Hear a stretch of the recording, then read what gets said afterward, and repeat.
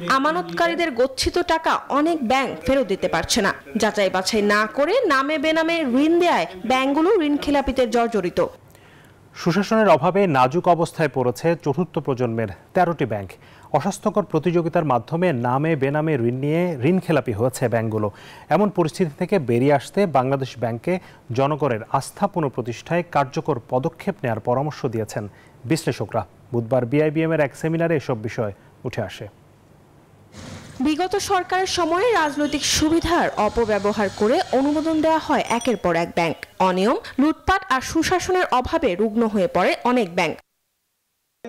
বুধবার চতুর্থ প্রজন্মের ব্যাংক নিয়ে Bangladesh institute of bank management BIBM আয়োজিত সেমিনারে বক্তারা বলেন, আমানতকারীদের গচ্ছিত টাকা অনেক ব্যাংক ফেরত দিতে পারছে না। যাচাই বাছাই না করে নামে বেনামে ঋণ দেয় ব্যাংকগুলো ঋণ খেলাপিদের জর্জরিত। সুশাসন না থাকায় এমন রুগ্ন দশা ব্যাংকগুলোর। গভর্নেন্সটাকে ব্রেক করে ফেলেছে পাওয়ারফুল বড়োয়ার যারা। এই পাওয়ারফুল বড়োয়ার দেখলে হবে না।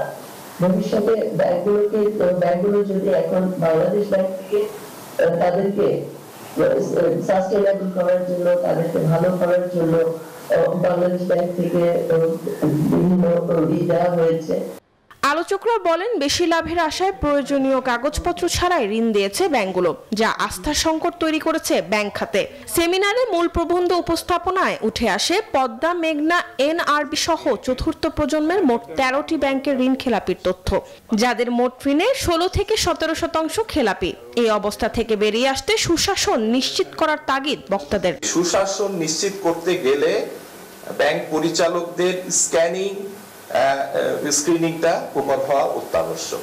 মাইন্ডসেট যে আমরা এই আমানতকারীদের টাকার হেফাজতকারী, এই মাইন্ডসেট নিয়ে আগাতে হবে। সেমিনারে ব্যাংকিং খাতকে টেকসই করতে স্বচ্ছতা ও জবাবদিহিতা নিশ্চিতের পরামর্শ দেন বিআইবিএম এর মহাপরিচালক।